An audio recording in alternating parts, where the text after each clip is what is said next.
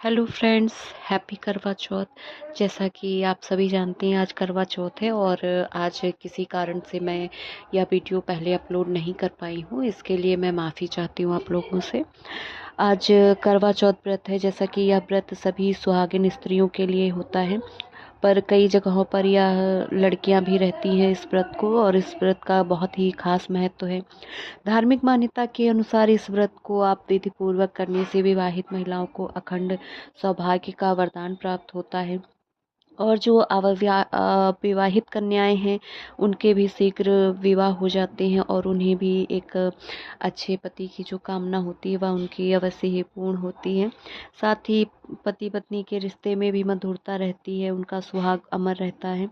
इस बार कार्तिक माह में करवा चौथ आज 20 अक्टूबर को मनाया जा रहा है, और इसकी जो है इसकी पूजा विधि कई जगहों पर होती है या कई प्रकार से की जाती है। अलग अलग लोग अलग अलग प्रकार से ही पूजा करते हैं, पर मैं आपको यह एक छोटी सी विधि बता रही हूँ। कुछ जगहों पर स्थानीय परंपराओं के मुताबिक खील से भरे करवे रखे जाते हैं। मिट्टी मट्टी का भी महत्व बताया जाता है। साथ ही सुहाग से जुड़ी सामग्री जैसे बिंदी, सिंदूर, चूड़ी, बिछिया आदि ये सब लिए जाते हैं। सास या घर में मौजूद कोई भी जो बुजुर्ग महिला होती है तो उनके लिए कपड़े भी रखे जाते हैं। करवा माता की पूजा की जाती है और कथा पूजा आरती की जाती है इसमें। और साथ ही आज चौथ माता शिव परिवार की पूजा के लिए थाली में अबीर, गुलाल, कुमकुम, हल्दी, मेहंदी, कलावा, जनेऊ, जोड़ा फूल, चावल, चंदन, इत्र, घी, दीपक, अगरबत्ती, नारियल और मिठाई भी रखनी चाहिए। और कई जगहों पर चंद्रमा की पूजा के लिए थाली में चलनी रखते हैं। अर्घ देने के लिए करवे में जल और व्रत खोलने के लिए पानी एवं मिठाई होनी चाहिए। आप करवा माता की तस्वीर भी, मूर्ति भी रख सकते हैं। और कई जगहों पर तो आज भी हमारे गांव में या कई जगहों पर हाथों से ही चित्रकारी की जाती है दीवार पे, बहुत ही सुंदर, और करवा माता की पूजा की जाती है। और फिर शाम को पूरी विधि विधान से पूजा करने के बाद चंद्रमा जब निकल आता है, उसको अर्घ देने के बाद, चंद्र की पूजा के बाद ही इस व्रत को खोला जाता है। हेलो फ्रेंड्स, तो अब चलिए शुरू करते हैं करवा चौथ माता की कथा। तो कथा इस प्रकार से है कि एक बार एक साहूकार था, उसके 7 लड़के और एक लड़की थी। एक बार कार्तिक मास के कृष्ण पक्ष की चतुर्थी तिथि को जब सेठानी सहित उसकी 7 बहुओं और उसकी बेटी ने करवा चौथ का व्रत रखा।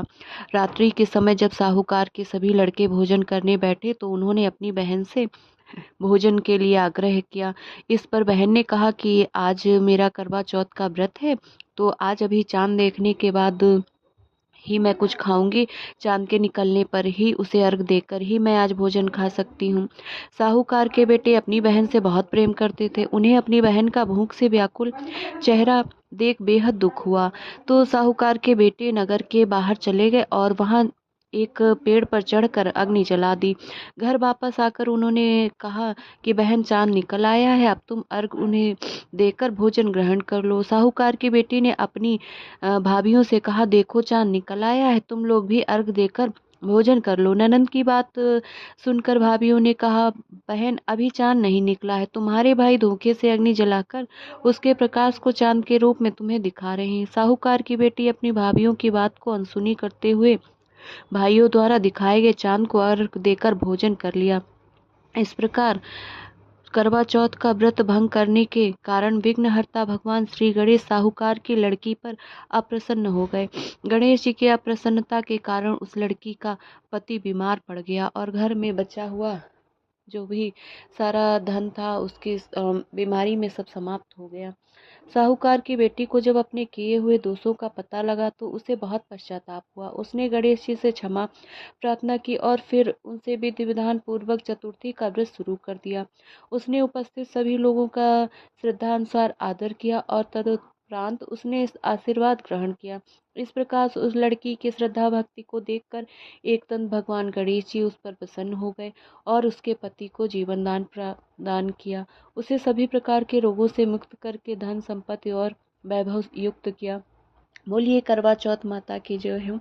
इसी प्रकार से जो भी पूर्ण श्रद्धा से करवा चौथ का व्रत करता है, करवा माता की पूजा करता है, करवे का पूजन करता है, तो उसका सुहाग अमर होता है और सभी नवविवाहितों का भी जोड़ा बना रहता है जो भी करता है। और जो कुमारी कन्याएं भी पति की इच्छा के लिए व्रत करती हैं, उन्हें भी यह सौभाग्य प्राप्त होता है। बोलिए करवा चौथ माता की जय, गणेश भगवान की जय।